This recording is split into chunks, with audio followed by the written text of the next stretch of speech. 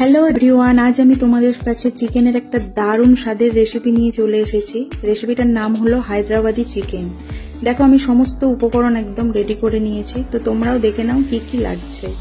Chicken তো অবশ্যই লাগছে, সাথে লাগছে পেঁয়াজ কুচি, আর এটার মধ্যে আছে রসুন, টমেটো, কাঁচা লঙ্কা পেস্ট, এটা টক দই, আর আছে আদা বাটা আর অর্ধেকটা পাতি লেবু, আর এটার মধ্যে আছে নারকেলের দুধ 1 কাপ মতো, আর এটার মধ্যে বেশ কিছু গোটা মশলা আছে, যেমন গোটা জিরে, ধনে, মেথি, গোটা গরম মশলা, কাজু, কাশ্মীরি লাল লঙ্কা একটা, জায়ফল আর জয়িত্রী।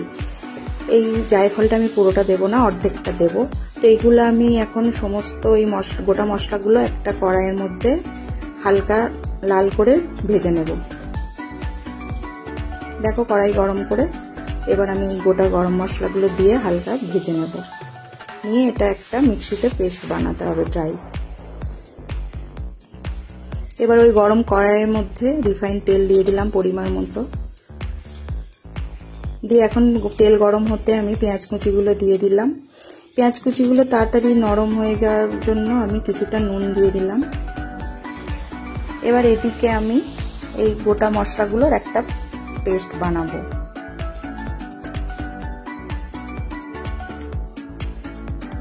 এবার দেখো, এদিকে পেঁয়াজটা লাল লাল হয়ে এসেছে।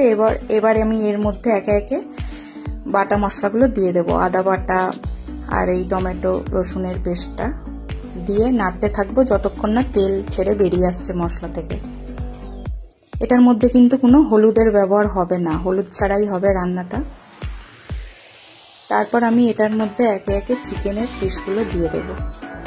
খুব টেস্টি একটা রান্না, তোমরা অবশ্যই বাড়িতে করে দেখো খেয়ে, আর কেমন হয়েছে আমাকে কমেন্টস করে অবশ্যই জানিও কেমন লাগলো।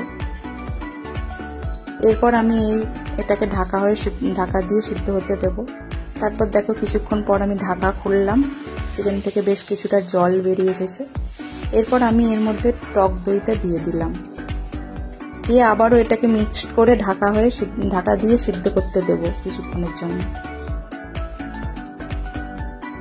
দেখো, ঢাকা খুললাম। এবার এর মধ্যে যে নারকেলের দুধটা রেখেছিলাম, নারকেলের দুধটা আমি দিয়ে দিলাম। এটার মধ্যে কিন্তু কোনো এক্সট্রা জল ব্যবহার আমি করব না রান্নাটায়, কেননা চিকেনের জল আর এই নারকেলের দুধেই রান্নাটা হয়ে যাবে। এটা বেশি ঝোলঝোল হয় না, তো যার জন্য জল লাগবে না। তো এটাকে ঢাকা দিয়ে আবার জলটা কিছুটা শুকোতে দেব। দেখো, আমার রান্না প্রায় হয়ে এসেছে, জলটা অনেকটা শুকিয়ে এসেছে। এরপর আমি এর মধ্যে, আর মশলা থেকে তেলও ছেড়ে গেছে দেখো মাংসর থেকে। এরপর আমি এর মধ্যে পাতি লেবুটা চিপে দিলাম, রস দিয়ে একটু ভালো করে মিশিয়ে নিয়ে তারপর যে মশলাটা বানিয়ে রেখেছিলাম ওটাই দিয়ে দিলাম, ভাজা মশলাটা। তো একদম আমার রান্নার শেষের দিকে। তো মিক্সড করে দেখো রেডি হয়ে গেছে আমার রান্না। রাতে ডিনারে জাস্ট জমে যাবে, লুচি, পরোটা, নান এসবের সাথে এটা ভালো যায়, ভাতের সাথে যায় না। তো তোমরাও অবশ্য